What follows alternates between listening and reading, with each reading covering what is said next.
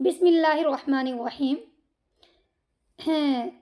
پیارے بچوں، کیسے ہیں آپ سب؟ امید کرتی ہوں کہ آپ تمام بخیر ہوں گے۔ دیکھیے، آج ہم جس بارے میں بات کرنے والے ہیں، آج کا جو ہمارا ٹاپک ہے وہ ہے منصرف کے بارے میں، یعنی منصرف کس کو کہا جاتا ہے۔ ٹھیک ہے، اس سے پیچھے والا جو ایپیسوڈ تھا اس میں نے آپ کو بتلایا تھا آج کل جو ہمارا ٹاپک چل رہا ہے وہ اسم کے بارے میں چل رہا ہے کہ اسم کس کو کہا جاتا ہے۔ تو پیچھے والے ایپیسوڈ میں نے بتلایا تھا کہ اسم کو جاننے کے لیے، قرآن کریم کے لیے ہمارے لیے 4 باتوں کا جاننا ضروری ہے۔ قرآن کریم میں اگر ہم پہچاننا چاہتے ہیں کہ اسم کون سا ہے، فعل کون سا ہے، تو اسم کے لیے ہمارے لیے 4 باتوں کا جاننا ضروری ہے۔ وہ 4 باتیں کون سی تھیں؟ نمبر 1 اعراب، یعنی اسم پر کون کون سے اعراب آ سکتے ہیں۔ نمبر 2 پر تھا جی جینڈر، یعنی کہ یہ میسکولائن ہے یا کہ فیمینائن مذکر ہے یا کہ مؤنث ہے۔ نمبر 3 پر تھا جی عدد، یعنی کہ نمبر کہ واحد ہے یا تثنیہ ہے یا جمع ہے۔ نمبر 4 پر تھا جی وسعت، یعنی کیپیسٹی، کہ یہ کامن ناؤن ہے یا کہ پراپر ناؤن ہے، یعنی معرفہ ہے یا کہ نکرہ ہے۔ تو ہم چونکہ اعراب کے بارے میں بات کر رہے تھے، تو اعراب جو ہیں، اعراب کے اعتبار سے اسم کی 3 قسمیں ہوتی ہیں۔ 3 طرح کے اسم ہوتے ہیں۔ ایک اسم تو وہ ہوتے ہیں، یعنی ایک قسم تو وہ ہوتی ہے اسم کی جس پر تینوں حالتوں میں تینوں طرح کے اعراب آتے ہیں، یعنی زبر بھی آ سکتا ہے، زیر بھی آ سکتا ہے اور پیش بھی آتا ہے۔ کچھ ایسے ہوتے ہیں کہ جن پر تینوں حالتوں میں تینوں طرح کے اعراب نہیں آتے ہیں، ٹھیک ہے، اور کچھ وہ ہوتے جو مبنی ہوتے، جو پہلے سے ویسے ہی ہوتے ہیں، ان میں ہم کوئی بھی رد و بدل نہیں کرتے ہیں، کوئی بھی تبدیلی نہیں کرتے ہیں، ٹھیک ہے۔ تو جن کو ہم بدل سکتے ہیں تینوں حالتوں میں، جن کے آخری حرف کا اعراب بدلتا ہے، انہیں منصرف کہا جاتا ہے، اور جن کا تینوں حالتوں میں اعراب نہیں بدلتا ہے انہیں غیر منصرف کہا جاتا ہے، اور جن کو ہم کچھ کر ہی نہیں سکتے ہیں، جن میں جو جیسے تھے ہم ویسے ہی انہیں پڑھتے ہیں، ویسا ہی لکھتے ہیں، اپنی طرف سے کوئی چینجنگس نہیں کر سکتے ہیں، وہ مبنی کہلائے جاتے ہیں۔ تو آج کا جو ہمارا ٹاپک ہے وہ ہے منصرف، یعنی منصرف کس کو کہا جاتا ہے، ٹھیک ہے۔ تو دیکھیے، اگر میں آپ کو بتلاؤں تو منصرف اسے کہتے ہیں کہ جس کے آخری حرف کا اعراب بدلتا رہتا ہوں، جس کا آخری حرف کا اعراب تینوں حالتوں میں بدلتا رہتا ہوں اور معنی میں تبدیلی کیے بغیر، یعنی اس کے آخری حرف کا اعراب تو بدلتا ہوں لیکن معنی نہ بدلتے ہوں۔ اب مثال دیکھیے اس کی، میں کہوں جاء مسلمون، ٹھیک ہے، پہلا تو ہے جی جاء مسلمون، رأیت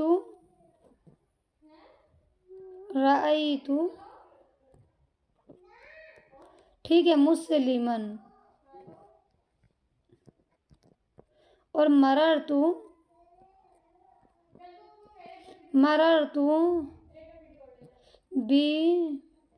بمسلمین، ٹھیک ہے۔ 3 طرح کے جملے میں نے آپ کو دیے ہیں، دیکھیں اس میں، ٹھیک ہے۔ پہلا ہے جاء مسلمون، دوسرا ہے رأیت مسلمن، تیسرا ہے مررت بمسلمین۔ جاء مسلمون، ایک مسلمان آیا، رأیت مسلمن، میں نے ایک مسلمان کو دیکھا، مررت بمسلمین، میں نے ایک مسلمان کے پاس سے میں گزرا۔ تو دیکھیے، معنی وہی ہے، مسلمان مسلمان مسلمان، معنی وہی ہے، معنی میں کوئی چینجنگ، کوئی تبدیلی نہیں ہوئی ہے، صرف اور صرف تبدیلی جو ہوئی ہے وہ اعراب میں ہوئی ہے۔ یہاں پر پیش ہے، یہاں پر زبر ہے اور یہاں پر زیر ہے۔ اور آپ نے پڑھا ہے کہ منصرف وہی ہوتا ہے کہ جس میں معنی میں تبدیلی کیے بغیر، معنی میں کوئی تبدیلی نہ آئے، صرف اور صرف کلمے کے آخری حرف کا اعراب بدلتا رہتا ہو، وہی ہے۔ سمجھ گئے تو سمجھ لیجئے منصرف ہے۔ اتنا یہاں تک کلیئر ہوا؟ اب یہ جو اعراب ہے، یہ پیش جو ہے یہ حالت رفعی میں ہے، یہ زبر جو ہے یہ حالت نصبی میں ہے، اور یہ زیر جو ہے یہ حالت جری میں ہے۔ یہاں تک ہم نے آپ کو اچھے سے سمجھا دیا۔ اب اس کے بعد جو ہم بات کرنے والے ہیں وہ ہے جی، اب ہم جانیں گے ہم کیسے کہ حالت رفعی، حالت نصبی، حالت جری کہا کس کو جاتا ہے، ٹھیک ہے۔ یعنی حالت رفعی کون سی حالت ہوتی ہے، حالت نصبی کون سی حالت ہوتی ہے، اور حالت جری کون سی حالت ہوتی ہے۔ تو سب سے پہلے ہم بات کرتے ہیں حالت رفعی کی، ٹھیک ہے۔ حالت رفعی کون سی حالت ہوتی ہے؟ تو دیکھیے حالت رفعی وہ حالت ہوتی ہے یعنی پیش والی حالت، یعنی وہ اسم جو ہے وہ پیش والی حالت میں ہو، پیش والی، ٹھیک ہے۔ جو حالت ہو وہ پیش والی یعنی اس پر جو اسم ہے اس پر پیش یا کہ دو پیش کی تنوین آئی ہو، ایک پیش ہو یا دو پیش کی تنوین ہو۔ یہ کب ہوتا ہے؟ یہ اس حالت میں ہوتا ہے کہ جب کہ جو ہمارا اسم ہے وہ فاعل بن کر استعمال ہو رہا ہو یا کہ مبتدا اور خبر بن کر استعمال ہو رہا ہو، ٹھیک ہے۔ جب وہ ہمارا جو اسم ہے فاعل ہو، اس کو آپ نوٹ کر لیجئے، یا کہ مبتدا اور خبر بن رہا ہو، اس وقت وہ حالت رفعی میں ہوتا ہے، یعنی اس پر ایک پیش یا کہ دو پیش ہوتے ہیں، ٹھیک ہے۔ فاعل کسے کہا جاتا ہے؟ فاعل کہتے ہیں کام کے کرنے والے کو۔ فاعل کسے کہا جاتا ہے؟ کام کے کرنے والے کو۔ اگر وہ اس میں ایسا ہے جو کام کو کرنے والا ہے تو پھر اس پر پیش آئے گا، وہ حالت رفعی میں کہلایا جائے گا، یا کہ مبتدا بن رہا ہو یا کہ خبر بن رہا ہو تو بھی وہ حالت رفعی میں ہے کیونکہ ان پر پیش آیا ہوا ہے، یہ حالت رفعی ہے۔ مثال دیکھیے آپ، میں کہوں جاء زیدن، جاء زیدن، زید آیا، ٹھیک ہے۔ تو یہاں پر جاء فعل ہے اور زیدن فاعل ہے۔ کیوں ہے فاعل؟ کیونکہ فاعل اسے کہا جاتا ہے جو کہ کام کو کرنے والا ہو، اور یہاں پر آنے والا یعنی چل کر آنے والا، کام کو کرنے والا زید ہے، اسی لیے زید فاعل ہے اور اس پر پیش بھی آیا ہوا ہے، کیونکہ فاعل پر دو پیش یا کہ ایک پیش ہی آتا ہے۔ تو یہ کیا ہے؟ یہ حالت رفعی ہے۔ سمجھ میں آ گیا یہاں تک؟ اس کے بعد دوسری حالت رفعی کی صورت ہے وہ مبتدا ہو یا کہ خبر ہو، جیسا کہ الولد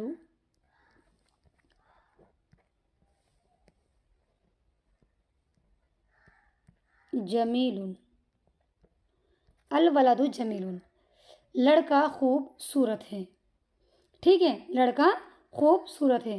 تو یہاں پر الولد مبتدا ہے اور جمیل خبر ہے، دونوں پر پیش آیا ہوا ہے، تو یہ بھی حالت رفعی ہے۔ میں انشاءاللہ مبتدا خبر کا بھی اور فاعل کا بھی بیان مکمل طریقے سے، اس کے اوپر مکمل پوری ویڈیو بننے والی ہے۔ آپ فی الحال اتنا سمجھیے کہ حالت رفعی وہ ہوتی ہے جب کہ وہ اسم جو ہے فاعل بن کر استعمال ہو رہا ہو یا کہ مبتدا یا کہ خبر بن کر استعمال ہو رہا ہو، وہ حالت رفعی کہلائی جائے گی، ٹھیک ہے۔ آپ صرف اتنا سمجھیے، مبتدا اور خبر کا انشاءاللہ مکمل ہم اس پر ایک ایپیسوڈ لے کر آئیں گے۔ مبتدا خبر کیا ہوتا ہے، اس کی کیا پہچان ہوتی ہے، کون کون سی علامتیں ہوتی ہیں، ٹھیک ہے، اس کی ویڈیو بنے گی۔ بس آپ یہ سمجھیے حالت رفعی وہ ہوتی ہے جب کہ وہ فاعل بن کر استعمال ہو رہا ہو یا کہ مبتدا اور خبر بن کر استعمال ہو رہا ہو، یہ حالت رفعی ہے۔ نمبر 2 حالت نصبی، ٹھیک ہے۔ حالت نصبی کون سی ہوتی ہے؟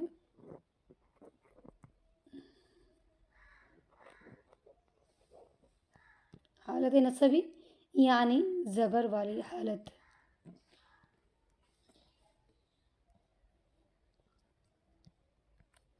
ٹھیک ہے۔ حالت نصبی زبر والی حالت کو کہا جاتا ہے، یعنی وہ جو اسم ہے اس اسم پر دو زبر یا کہ ایک زبر آنے ہوں، ٹھیک ہے، یعنی وہ اس حالت میں ہوں کہ اس پر ایک زبر آئے یا کہ دو زبر آئے۔ ایک زبر اب آنے کی یا دو زبر آنے کی دو صورتیں ہوتی ہیں۔ حالت نصبی کی بھی دو صورتیں ہیں، یا تو وہ مفعول بن کر استعمال ہو رہا ہو یا کہ وہ کیا ہو، مطلب اس سے پہلے کوئی نصب دینے والا حرف آیا ہوا ہو۔ یہ ہوتے ہیں انا، انا، لیتا، لاکنہ، ٹھیک ہے۔ یہ اپنے سے بعد آنے والے مطلب اسم کو کیا دیتے ہیں، وہ نصب دیتے ہیں، ٹھیک ہے، یا کہ وہ مفعول بن رہا ہو، مفعول بن کر استعمال ہو رہا ہو تو بھی اس پر وہ زبر ہی آئے گا کیونکہ وہ حالت نصبی میں ہے۔ اس کی مثال دیکھیے آپ سب سے پہلے، میں کہوں رأیت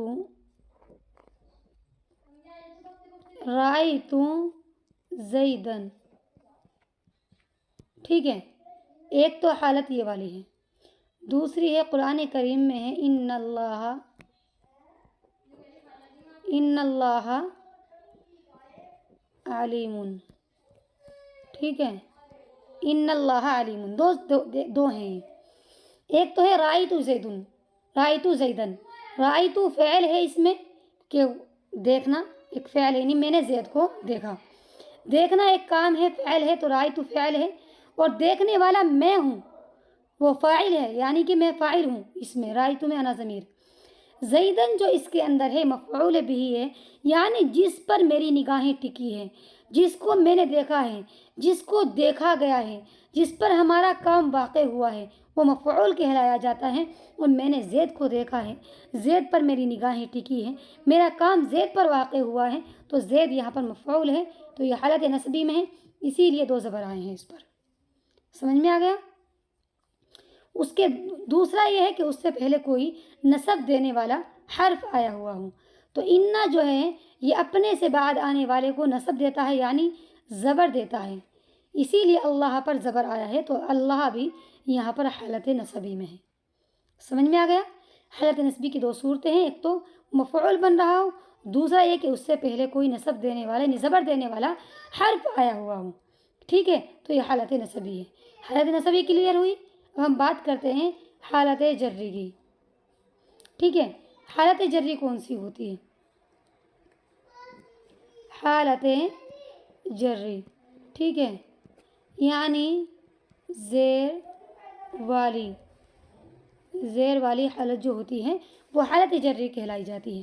اب اس کی بھی 2 صورتیں ہیں. حالت جری کی بھی جب کسی بھی اسم پر زیر آتا ہے، اس کی 2 صورتیں ہوتی ہیں. یا تو اس سے پہلے حرف جر ہو، حرف جر، یا نمبر 2 پر یہ ہے کہ وہ مضاف الیہ ہو. ٹھیک ہے، مضاف الیہ ہو، حرف جر ہو اس سے پہلے، یا کہ مضاف الیہ بن کر استعمال ہو رہا ہو، تو اس حالت میں بھی اس اسم پر کیا آئے گا؟ زیر ہی آئے گا. تو یہ حالت جری ہے. اس کی مثال دیکھیے آپ. ٹھیک ہے، اس کی مثال دیکھتے ہیں. مررتو بی زیدن. ٹھیک ہے، مررتو بی زیدن ہو گیا ایک تو، اور نمبر 2 پر جی ہے مررتو بی زیدن ایک تو ہو گیا، اور دوسرا نمبر پر ہے کتاب حامدن. کتاب حامدن. ٹھیک ہے، 2 صورتیں ہیں اس کی بھی کہ میں زید کے پاس سے گزرا، کتاب و حامدن، حامد کی کتاب. زیر کب کب آتا ہے؟ یا تو اس سے پہلے حرف جر ہو، یا نمبر 2 وہ مضاف الیہ بن کر استعمال ہو رہا ہو. تو یہاں پر زید سے پہلے با جو ہے وہ حرف جر آیا ہوا ہے، تو یہ اس لیے اس پر زیر آیا ہے. یہ تو کلیئر ہے. حروف جارہ کا بیان بھی آگے آئے گا. کتاب و حامدن، حامد کی کتاب، یہ ہے کتاب اس میں مضاف ہے اور حامدن مضاف الیہ ہے. مضاف الیہ کا بیان بھی انشاءاللہ ہم ایپیسوڈ میں آگے لے کر آئیں گے، لیکن یہاں پر آپ مختصر سے سمجھ لیجئے کہ کتاب و مضاف ہے، حامدن مضاف الیہ ہے. مضاف اور مضاف الیہ وہ جملے ہوتے ہیں جن کے بیچ میں اردو میں کے، کا، کی اس طرح کے الفاظ آتے ہیں، جیسے حامد کی کتاب، زید کا قلم، کمرے کا دروازہ، کمرے کی کھڑکی. ٹھیک ہے، گھر کا صحن، باغیچے کا پھول، باغیچے کا درخت. تو جس میں کے، کا، کی آتے ہیں نا اردو میں، یہ مضاف اور مضاف الیہ کے جملے ہوتے ہیں. تو اس میں پہلا لفظ تو مضاف ہوتا ہے اور دوسرا مضاف الیہ ہوتا ہے، اور مضاف الیہ پر زیر آتا ہے. سمجھ میں آ گیا؟ یہاں تک زیر آتا ہے. تو یہ دونوں حالت جری ہیں. ایک تو اس سے پہلے حرف جر ہو، دوسرا یہ کہ وہ مضاف الیہ بن کر استعمال ہو رہا ہو. ٹھیک ہے، یہاں تک کلیئر ہوا. اب اس کے بعد جو مسئلہ آتا ہے وہ آتا ہے جی، ٹھیک ہے، اس کے بعد جو مسئلہ آتا ہے وہ یہ آتا ہے کہ ہم کیسے سمجھیں گے کہ یہ لفظ جو ہے وہ کیا ہے؟ منصرف ہے. ٹھیک ہے، اب اس کی چند مثالیں سمجھیے. حالت نسبی اور جری اور اس کی رفعی کی. سب سے پہلے حالت رفعی، نمبر 2 نصبی، نمبر 3 جری. حالت رفعی میں جیسے قلم، حالت نصبی قلمن، हायत जर्री कलमिन। ठीक है, नंबर 1 पर है जी यहाँ पर किताबुन ले लीजिए आप। हायत रफ़ई किताबुन, हायत नसबी किताबन, हायत जर्री किताबिन। तो इस तरह से होता है हायत रफ़ई में। तो मतलब जो मैंने आपको ये समझाए हैं, हायत नसबी, हायत जर्री, हायत रफ़ई, इनको मेरा जो बताने का असल मकसद है वो ये है कि इन तीनों हालतों में जो भी मुनसरिफ अस्मा होंगे उन पर तीनों हालत में हायत रफ़ई में पेश आएगा, हायत नसबी में ज़बर आएगा, हायत जर्री में ज़ेर आएगा। जैसे कलमुन है, ये क्या है? मुनसरिफ है। इस पर अगर ये फ़ाइल हो तो कलमुन आएगा, मफ़ऊल हो तो कलमन आएगा, जर्री में हो तो कलमिन आएगा। किताबुन रफ़ई में हो तो किताबुन होगा, नसबी में हो तो किताबन होगा, और जर्री में हो तो किताबिन होगा। इस तरह से इन पर मुनसरिफ जो अस्मा होंगे इन पर तीनों हालतों में तीनों तरह के एराब आएंगे। ठीक है, यहाँ तक तो हुआ क्लियर। अब सवाल ये होता है कि हम कैसे पहचानेंगे कि ये मुनसरिफ है। मुनसरिफ की कोई पहचान भी तो होनी चाहिए। तो इसकी 3 वजह हो सकती हैं जिससे आप पहचान सकते हैं कि ये मुनसरिफ है। नंबर 1 वजह तो उसकी यही है कि उस पर तनवीन हो, यानी उस पर तनवीन आती है। ठीक है, अगर आपको कोई भी लफ्ज़, कोई भी वर्ड ऐसा नज़र आ रहा है जिस पर तनवीन आती हो तो समझ जाइए कि ये भी मुनसरिफ है, क्योंकि अगर इस पर तनवीन आ रही है तो इस पर हालत रफ़ी, हालत जर्री, तमाम हालतों में तमाम ही एराब आ सकते हैं। ठीक है, उस पर तनवीन आए। जैसे फॉर एग्ज़ाम्पल मैं कहूँ कलमुन, कलमुन, इसके मीम पर तनवीन है तो आप समझ जाइए कि ये क्या है? ये मुनसरिफ है, क्योंकि इस पर तनवीन आई हुई है। ठीक है, दूसरी वजह उसकी ये बतलाई जाती है कि उस पर तीनों हरकतें आ रही हों। आपने कुरान करीम में कहीं पर देखा तो कहीं पर आपने उसको हालत नस्बी में देखा तो ज़बर आया हुआ है, कहीं पर हालत रफ़ई में देखा तो पेश आया हुआ है। जैसे मुस्लिमन, कुरान करीम में मुस्लिमुन भी इस्तेमाल हुआ है, मुस्लिमन भी इस्तेमाल हुआ है। ठीक है, इस तरह से मुस्लिमूना भी इस्तेमाल हुआ है, सभी तरह से इस्तेमाल हुआ तो आप समझ जाइए कि मुनसरिफ है, क्योंकि इसकी तीनों हालतें हमने देखी हैं। नंबर 3 पर है जी ये कि 85 वर्ड्स जो कुरान करीम में यूज़ किए गए हैं, इस्तेमाल किए गए हैं, वो क्या हैं? वो मुनसरिफ ही हैं। क्या हैं? मुनसरिफ हैं। ठीक है, यानी 85% ऐसे वर्ड्स यूज़ किए गए हैं जिन पर तीनों हालतों में तीनों हरकतें आ सकती हैं। ठीक है, बहुत कम, सिर्फ और सिर्फ 15% ऐसे वर्ड हैं कि जो गैर मुनसरिफ है, तीनों हालतों में उन पर तीनों हरकतें नहीं आ सकती या कि मबनी हैं वो। ऐसे सिर्फ और सिर्फ 15% वर्ड्स हैं। ठीक है, तो अगर आपको कहीं पर भी ऐसा नज़र आ रहा है कि उस पर तनवीन है तो आप समझ जाइए कि वो मुनसरिफ है। इसकी चंद मिसालें देखिए आप। रजुलुन रफ़ई है, रजुलन नसबी है, और रजुलिन ये हालत जर्री है। वलदुन नसबी, वलदन रफ़ई, वलदन नसबी और वलदिन जर्री। ठीक है, सबियुन रफ़ई, सबियन, ये नसबी, वो रफ़ई थी, ये नसबी है, और सबियिन ये जर्री है। तो अब ये मैंने 9 वर्ड लिखे हैं। रफ़ई, रजुलुन, ठीक है, रजुलन, रजुलिन, वलदुन, वलदन, वलदिन, सबियुन, सबियन, सबियिन। तो अब आप समझे गैर मुनसरिफ है। अगर आपसे कोई मालूम करता है कि भाई आपके पास इसकी क्या पहचान है कि यह गैर मुनसरिफ है, तो आप फ़ौरन कहोगे इस पर क्या है? तनवीन आई हुई है। ठीक है, इस पर क्या है? तनवीन है, तनवीन है, तनवीन है। ठीक है, यहाँ पर भी तनवीन है, यहाँ पर भी तनवीन है, यहाँ पर भी, यहाँ पर भी, यहाँ पर भी, यहाँ पर भी। تو اگر آپ سے کوئی بھی پوچھتا ہے اس بات کو کہ آپ کے پاس غیر منصرف ہونے کی علامت کیا ہے، غیر منصرف ہونے کی پہچان کیا ہے، تو آپ بالکل ایک دم کانفیڈنٹلی کہہ دیجئے کہ اس پر تنوین ہے، یقیناً یہ غیر منصرف ہے، کیونکہ ہم نے پڑھا ہے غیر منصرف کی علامت یہ ہے کہ اس پر تنوین ہو۔ ٹھیک ہے، یہاں تک کلیئر ہوا۔ اب اس کے بعد ہم آتے ہیں جی اس چیز پر کہ دیکھو ہم نے پیچھے کچھ مطلب الفاظ دیکھے تھے، یہ صبیًا، ولدن، ٹھیک ہے، نسبی میں صبیًا تھا، ولدن تھا، ٹھیک ہے، رجلن تھا۔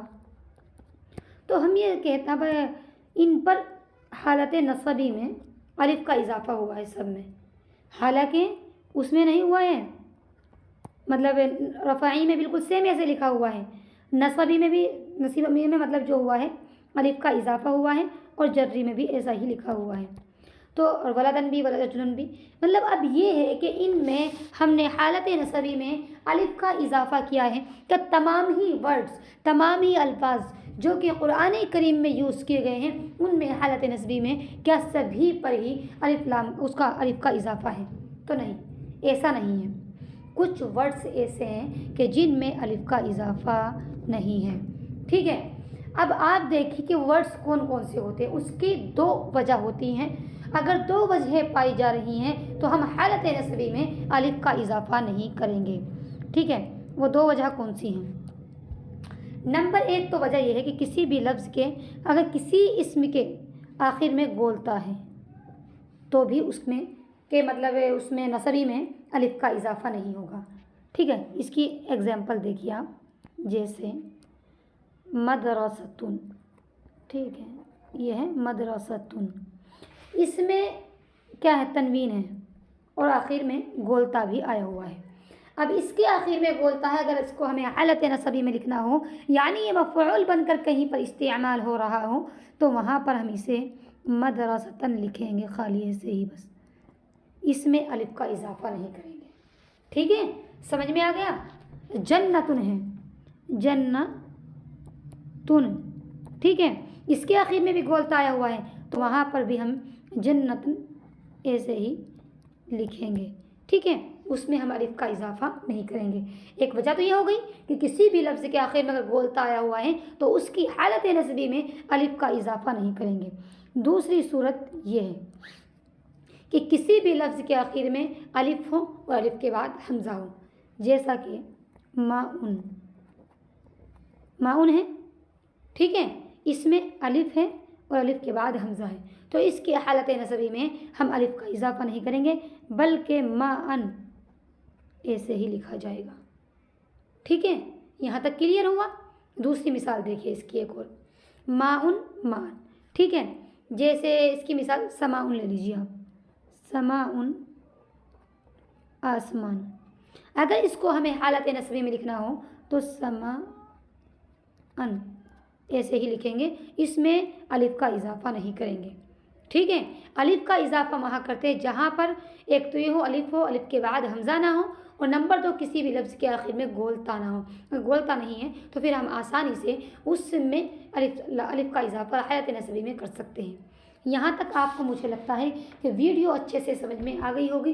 ویڈیو میں ذرہ برابر بھی کوئی کنفیوژن ہو تو آپ کمنٹ باکس میں ضرور لکھ کر بھیجیں تاکہ میں آپ کے ہر سوال کا جواب دے سکوں، اور جتنا بھی آپ کو جس حد تک بھی کچھ سمجھ میں آیا ہے، چاہے آپ نے اس کو منصرف کو ایک لائن میں سمجھاؤ، 2 لائن میں سمجھاؤ، ضرور کمنٹ باکس میں لکھ کر بھیجیں تاکہ میں دیکھوں کہ آپ کو یا آپ اس سے کیا سمجھے ہیں، کیا آپ کو اس سے سمجھ میں آیا ہے۔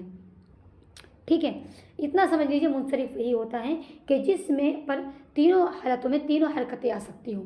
اگر حالت جری میں ہے تو زیر آ رہا ہو، حالت رفعی میں ہے تو پیش آ رہا ہو، حالت نسبی میں ہے تو زبر آ رہا ہو، اگر ایسا ہے تو وہ منصرف ہے۔ ٹھیک ہے، آئی ہوپ آپ کو یہ ویڈیو سمجھ میں آ گئی ہوگی۔ ویڈیو سمجھ میں آئے تو ویڈیو کو لائک کریں اور سبسکرائب کرنا بالکل نہ بھولیں۔ جزاکم اللہ خیرا۔